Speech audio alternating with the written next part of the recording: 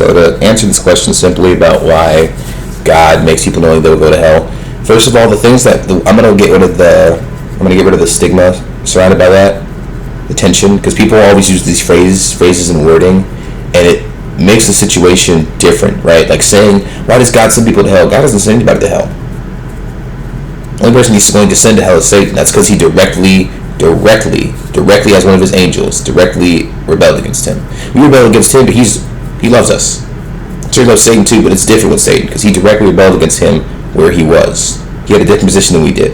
So it's different with Satan. But with us, he loves us. So he's not sending us anywhere. The thing you have to understand is that hell is a place where you are separated from God. And if you don't want to live with God, if you don't want to believe in God, that's the only place you can go after you die. Because why the heck would God send you to heaven? You don't like God. Why would you want to go to heaven? Heaven is all about God and being with him and loving him. The same way that marriage is all about being with someone you love and loving them. So why the heck would God send you to heaven? You don't want to be there. You don't want to be that. No, you want to be anywhere else than there. And there's only one other place to go. And hell is a place without God's presence. Not at all. You get to be somewhere where God doesn't exist. That's what you asked for. That should be a dream come true, honestly. But we both know it isn't. And that's because a place without God is terrible.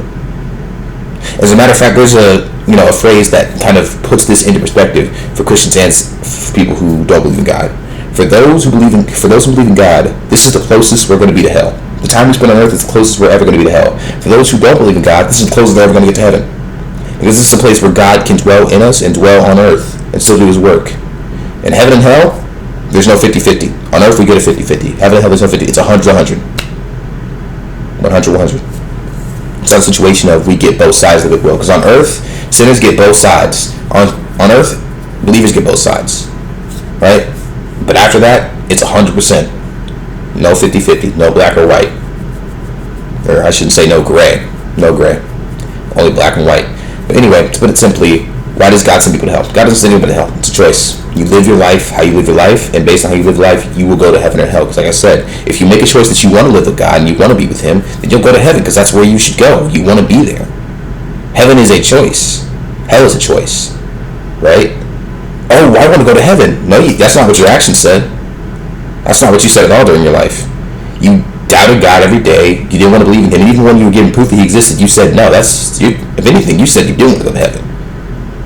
What your choice? You made the choice not to go to heaven. Now, in your head, you're saying, oh, I want to go to heaven. It's the same way that a criminal says, I don't want to do wrong, but they do wrong. And they don't have remorse for it either. It's the same way. So if those of you sit there and say, no, I actually genuinely want to go to heaven.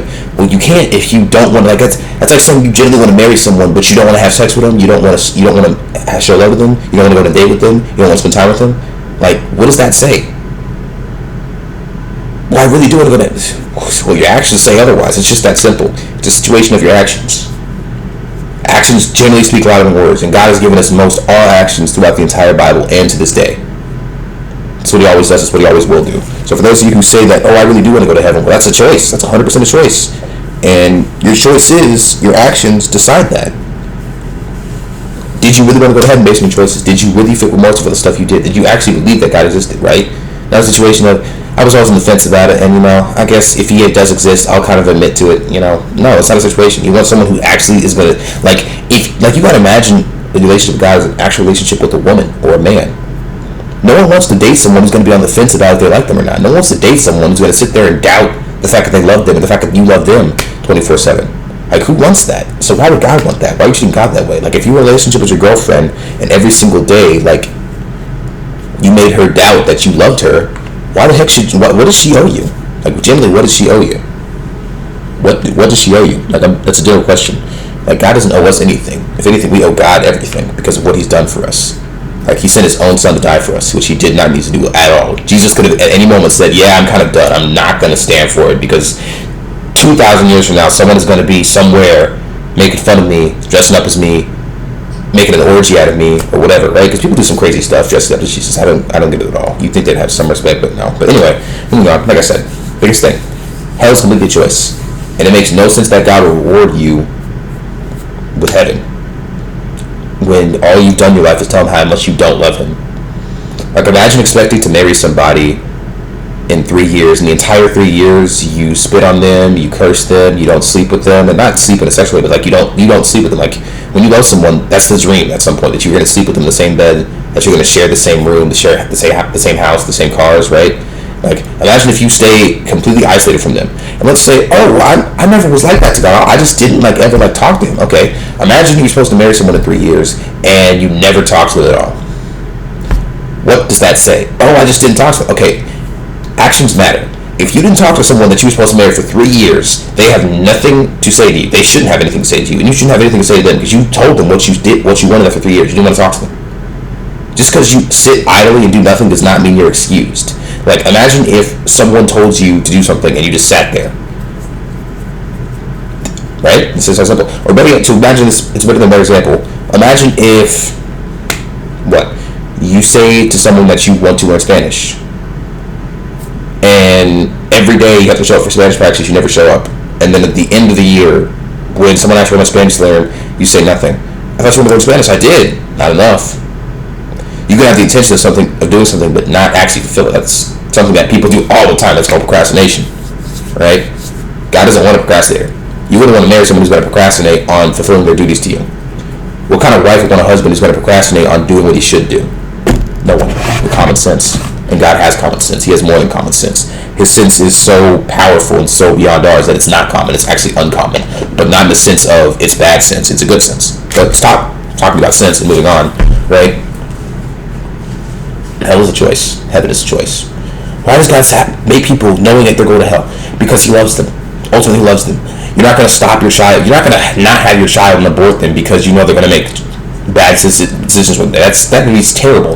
Imagine telling your doctor you're going to abort your child, or you want to throw your child away or give him away because they're going to make bad decisions someday in life, so I'm just going to give him away. It's the same kind of situation with abortion. Like, that's why God doesn't approve abortion. That's why abortion is a sin, because you're showing a lack of love for somebody, and you're taking their life before they even get the chance to do anything with it. You're taking it before they can even think. God bless. Oh, well, it's not a fetus. Okay, but we're both going to sit here and acknowledge that if you let that thing alone and let it grow, the natural way the body's meant to function, how a woman's meant to function, then it would turn into a child. Yes, okay, so we're moving on. I don't really care when you kill it off. You're stopping potential life, which is killing something. If I cut a tree, if I have a seed, if someone plants a seed and they water it and it sprouts roots, and even before it sprouts roots, and I kick it out, like let's say someone put the seed in the ground, right, and they water it, they walk away. I kick the seed out of the ground later. You didn't do anything. You didn't kill anything. Yes, I did. I stopped the potential life. Stopping the potential life is killing something. That's how that works. In this case, it's murder because it's unjustified. I had no reason to kick that seed.